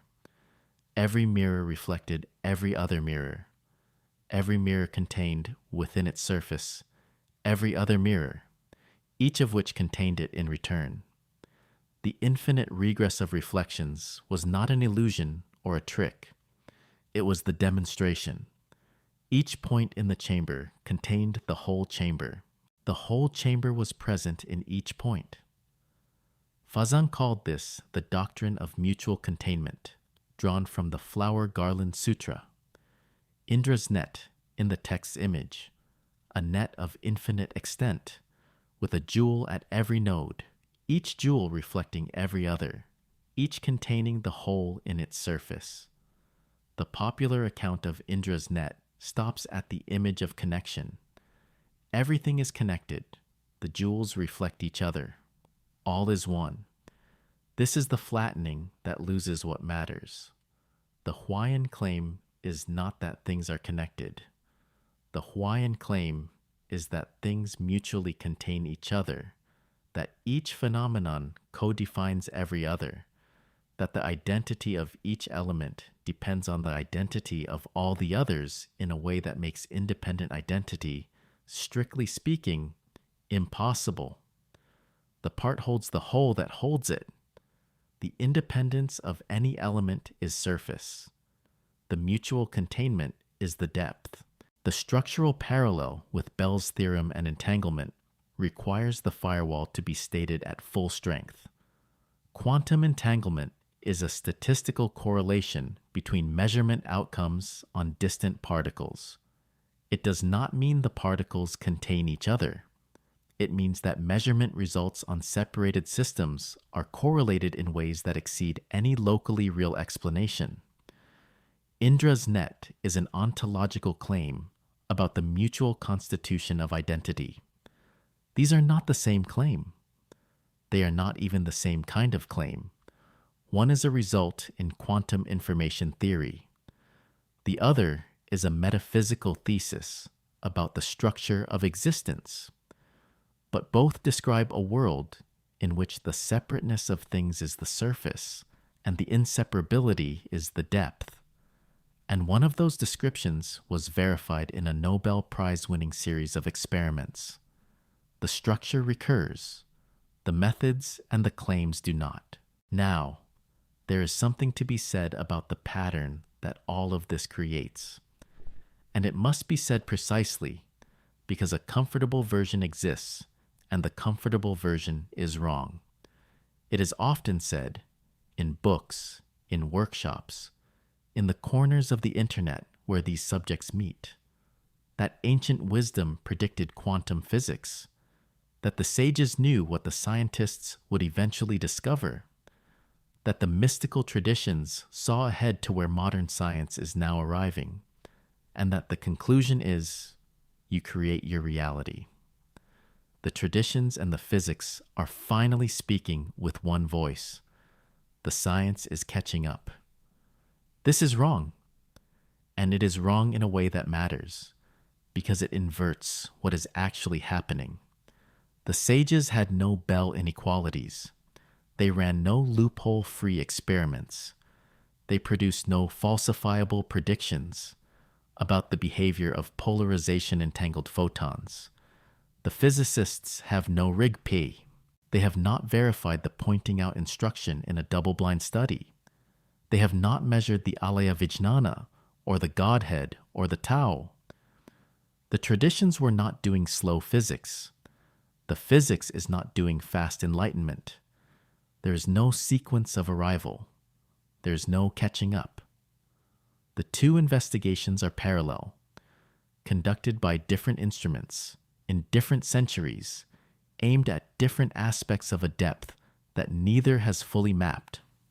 What exists is an architectural recurrence, the unlocatable cut in the measurement chain and the constructed subject-object split that Vasubandhu locates in the seventh consciousness, the chain that terminates at the unobservable observer and the witness that Vedanta builds its entire analysis on, the fertile vacuum that precedes all particle events and the ground that Dzogchen describes as empty yet aware, the inseparability that Bell's theorem demonstrates statistically, and the mutual containment that Fazang demonstrated in mirrors. These pairs rhyme. They rhyme at the level of structure. Nobody planned the rhyme. Nobody consulted across the centuries. The rhyme is the finding. And it is more interesting than the fake prophecy precisely because it was not arranged. Two investigations starting from opposite ends, finding the same shape in the dark.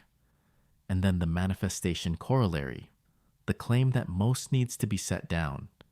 In every tradition examined here, the self that would do the manifesting is the very thing the teaching dissolves. Yogacara dissolves the independently existing subject. Dzogchen reveals ordinary mind as the screen, not the projector. Vedanta names the witness as what you already are, not a tool you possess. Eckhart removes even the concept of the one who is praying. You create your reality inverts every text it pretends to quote. The teaching is not that the self gains power over the world. The teaching is that the self, examined carefully, does not have the independent existence the teaching about manifesting assumes it already had. So what does the convergence actually show? The pairs exist. The structural rhymes are real. But there is a question that the rhyme alone cannot answer. Are two investigations describing the same territory?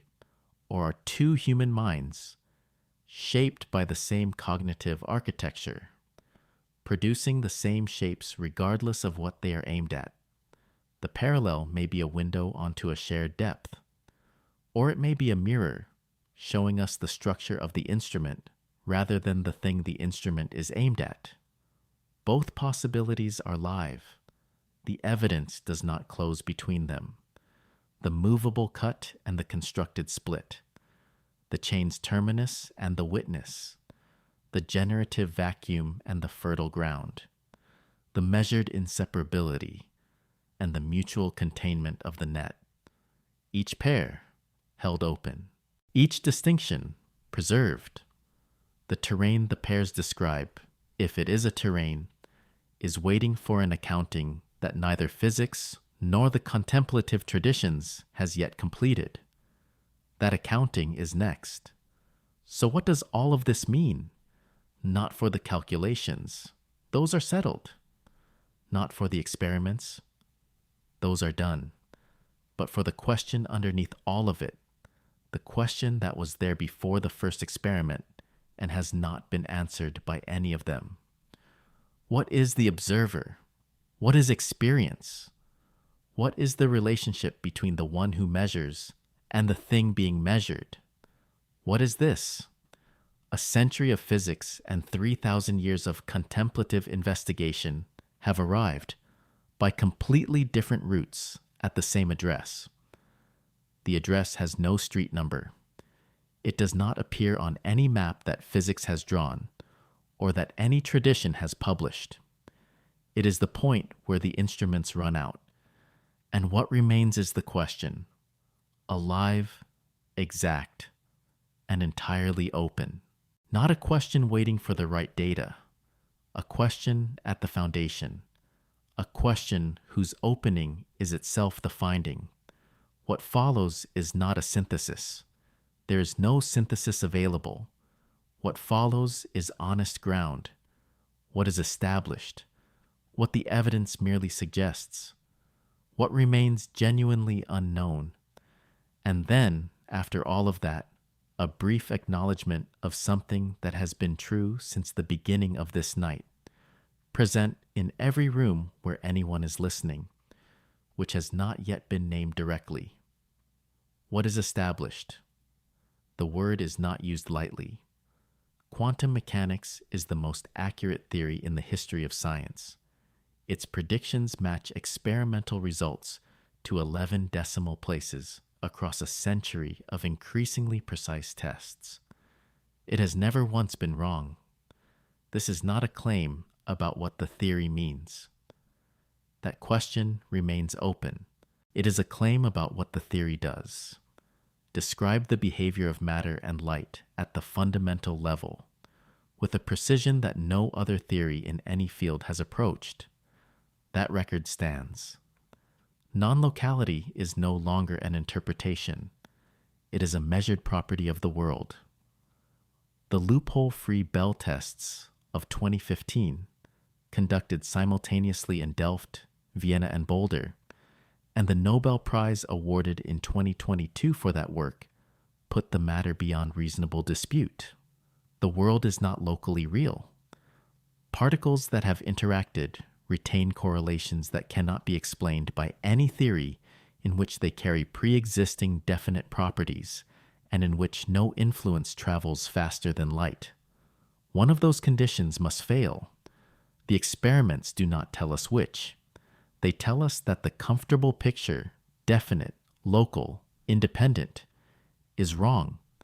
Superposition is verified at scales far beyond anything classical physics could accommodate. 2,000 atoms, molecules large enough to cast a shadow. The classical boundary, the line where the quantum world ends and the everyday world begins, has been searched for and not found. Decoherence explains why it appears to be there. It explains why large objects behave classically. Their quantum coherences disperse into the environment so rapidly that no experiment can detect them. But decoherence does not explain why this outcome occurs rather than that one. The appearance of a definite world is explained. The occurrence of any particular definite event is not. The measurement problem stands. It has stood for 90 years and has not budged. Also established, on the other side of the ledger, no replicable demonstration of conscious intention influencing quantum outcomes. The record is long. The result is consistent. The cheap version of quantum consciousness, mind steering matter by wishing, does not have experimental support. The constitutive question, whether observership is foundational to the theory, is entirely separate from that claim and remains open. But the manifesting reading was tested, and the data does not support it. What is established is a foundation that works perfectly and contains, at its center, a question it cannot answer. What a measurement is, what an observer is, why any particular outcome occurs. These are not peripheral embarrassments. They are the foundation's own unresolved core. And yet, the evidence points in directions it cannot prove. The Wigner's friend experiments, the 6-photon test in Edinburgh in 2019, the stronger no-go theorem in Brisbane in 2020, do not prove that observers are fundamental. They are consistent with multiple readings, but they exert pressure, real and increasing, against the picture of observer-independent facts, the picture in which each measurement reveals a definite pre-existing result that all observers agree on. Under the most natural readings of those results, that picture does not hold. Something has to give. The experiments suggest, they do not prove, they suggest, that the absoluteness of facts may depend on the observer recording them. Wheeler's program, the participatory universe, the delayed choice experiment confirmed in 2007, the IT from bit proposal, suggest that the bottom layer of physics may be informational rather than material. Not that the world is made of thoughts, that the fundamental currency of reality may be a kind of binary choice, a yes or no, a distinction rather than a substance. This is not mysticism. It is a serious proposal made by a serious physicist who spent 60 years thinking carefully about what the formalism implies. It remains a suggestion. It has attracted growing formal development in quantum information theory. It has not been confirmed. Cubism, the interpretation developed by Christopher Fuchs, offers a fully consistent reading of quantum mechanics in which measurement is not the passive recording of a pre-existing fact, but an action the agent performs on the world, resulting in an experience. In this reading, the wave function is not a thing in the world. It is an agent's belief, their calibrated expectation about future experience. Measurement produces experience. The world responds to action. The agent is not passive and is not omnipotent. Something happens in the interaction that neither agent nor world determines alone. Cubism is not the only consistent interpretation. It cannot be distinguished from any other interpretation by experiment, as none can. But it is the only major interpretation that places the experiencing agent explicitly at the core of the formalism, treats first-person experience as ineliminable from physics, and refuses to apologize for this. The adjacency of the two hard problems, physics measurement problem and neuroscience's hard problem of consciousness, remains unexplained. Physics has an observer-shaped hole at its foundation. Neuroscience has an experience-shaped hole at its summit. The holes face each other across the divide between the two disciplines. This may be coincidence. Two disciplines, two gaps, the same shape. Or it may be the signature of a single underlying question that neither discipline is positioned to answer alone, because answering it would require exactly what neither discipline has: a theory that places the observer inside the framework rather than outside it. That the adjacency is suspicious does not make it conclusive. It is noted, weighted honestly as suggestion, and left open. What remains genuinely unknown is the center of this accounting, and it should be given the space it deserves. Why this outcome rather than that one? When a quantum measurement is made and a single result occurs, the spin is up, not down. The photon went left, not right. The theory predicts the probability of each outcome with perfect accuracy. It says nothing about why this one. Not approximately, not an outline, not as a matter of current ignorance waiting for a better theory. The absence of an answer is a structural feature of the formalism, present since the beginning, named by von Neumann in 1932, unresolved by every subsequent development. We do not know whether the wave function is a real physical structure, an agent's expectations, a law of nature, or a useful fiction. Unknown.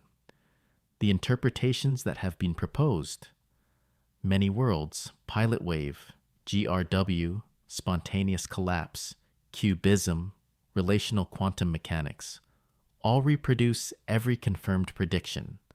None has been ruled out. None has achieved consensus. The deepest theory in science is empirically tied with itself. The mathematics does not resolve it. We do not know what the central object of quantum mechanics actually is, what experience is, and why there is something it is like to be a measuring chain. Unknown. Neuroscience can describe the neural correlates of conscious states, the brain regions active during visual experience, during memory formation, during the felt sense of being a continuous self. What it cannot explain is why this processing is accompanied by experience at all, why the processing has an inside. The hard problem is not a technical gap waiting for more data. It is a conceptual gap. The question of how any amount of information processing gives rise to the first-person fact of being present. No current theory bridges it. 90 years of physics have not touched it. 30 years of focused attention and philosophy of mind have not closed it. It is open, whether awareness is fundamental, emergent, or a category the universe does not carve. Unknown. These are three very different pictures of what reality contains. In the first, awareness is a basic feature of the world, not produced by anything more fundamental, analogous to the way mass or charge are basic. In the second, awareness is what certain physical processes produce at sufficient complexity, a property that emerges but is not fundamental, the way wetness emerges from water molecules without being a property of any individual molecule. In the third, the very question is malformed.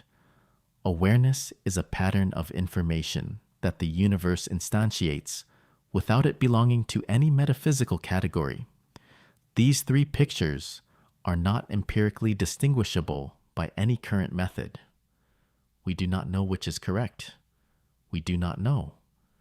The sentence is not a failure. It is the most honest sentence available, and it is the one that physics has been most reluctant to say fully and sit with. After a century of extraordinary success, of confirmation after confirmation, precision after precision, the theory that describes the world does not know what a measurement is. The traditions that have spent 3,000 years investigating the observer have reached consensus only on what the observer is not. Not a fixed self, not a separate thing, not a subject that can be made into an object without being lost. What it is, beyond that, remains in the maps, unnamed. And now there is an objection that should be given its full weight, because comfort is not what this night has been about. The structural parallels described in these hours are real. The architectural rhyme between the movable cut and the constructed subject-object split, between the chain's terminus and the witness, between the generative vacuum and the fertile ground. These rhymes exist. But a careful skeptic, and there are careful skeptics, and they are right to press, notes the following. The contemplative traditions say many things. What was drawn on here is what rhymes with physics. The same scriptures that contain the teaching on the witness also contain cosmologies of creation that modern astronomy has corrected. The same traditions that refined their analysis of awareness across centuries also built ritual structures, social hierarchies, and doctrines that have nothing to do with physics, and some of which have caused harm. The selection of what rhymes is a human act. The traditions were not doing physics. They were doing something with its own internal logic, and that logic does not require validation by physics, and it does not transfer. And the deeper objection cuts further. Structural resemblance between two human investigations may reveal only the structure of the instrument. Two methods, one species of mind, the same cognitive architecture, producing the same shapes regardless of what the minds are aimed at. The parallel may not be a window onto a shared depth. It may be a mirror showing us how human beings think, what shapes human cognition naturally produces when pushed to its limits, regardless of the domain. If that is the case, the convergence is still interesting. It still tells us something, but what it tells us is about minds, not about reality. The mirror, not the window. Both possibilities are live. Neither can be closed by the available evidence, and then the single counterweight, offered without drama, because it is the most precise thing that can be said in response. Even a mirror tells the truth about the one who looks, and the one who looks was always the subject of this question. There is something that has been present since the first word of this night, and it has not been named directly until now. You are in a dark room. You have been, all along. The words have been passing through the darkness, through whatever space exists between a voice and a listener. And all of that time, there has been something receiving them. Awareness, aware of words about awareness. Not the thinking that has followed the arguments, although that has been there too. Something prior to that, the knowing in which the following occurs. The same thing that was present before the words began, and that will be present after they end, and that has no beginning or end that can be located, because it is what locates everything else. You have stood in your own way in front of this question, not in a laboratory with entangled photons, not in a monastery with a teacher and 40 years of instruction. In ordinary life, in the strange moments when a coincidence arrives too precisely, when a grief or a joy strips away the ordinary furniture of the mind and leaves something that feels more fundamental, when you have looked at the night sky and felt, briefly and without being able to explain it, that the distance between the looker and the looked at was smaller than it appeared. Those moments are not proof of anything. They are not evidence for any of the interpretations discussed tonight. But they mark the place where the question lives, not in the laboratory, not in the monastery, but here, in the ordinary experience of being a mind in a world that the mind cannot fully contain. The question of how to connect the mind to the universe is the question this script was named with.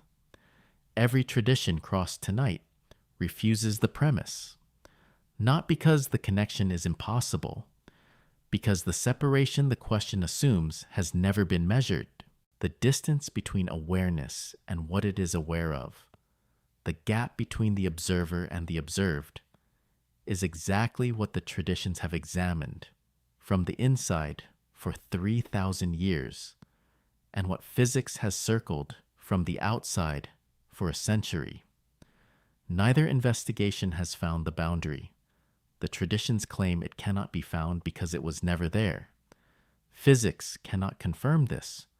Physics cannot deny it. The claim is left here, in the dark, where it has always lived, not as instruction, not as practice, not as a belief to hold, as the unresolved depth that was always the subject of the investigation. The equations are quiet now. The sutras are quiet. The chain that von Neumann traced, link by link through the apparatus and the eye and the brain, has arrived once again at the terminus that has no address. The maps drawn from the far side of the border, in Sanskrit, in Tibetan, in Middle German, in Classical Chinese, are folded and at rest. The question they were drawn to locate has not been closed. It has only been approached from two directions by two kinds of patients across a very long time. What remains is what has always been there before and after the investigation. The ground, not an answer, not a resolution, not the comfort that everything is connected and all is one. That was the cheap version, and it was refused at the beginning. The ground is not comfortable. It is not warm. It is the open fact of being present in a world that cannot be fully explained by anything that has been said tonight. The mystery is not a problem waiting for a solution. It is the structure of the thing itself. Somewhere above the roof of this room, the moon is crossing a sky that no one is watching. Whether it is there in the way it seems to be, whole, definite, all by itself, is a question the equations have not closed, and the old maps never needed to. The mystery was never the obstacle. It is the ground. And the moon, unwatched, continues.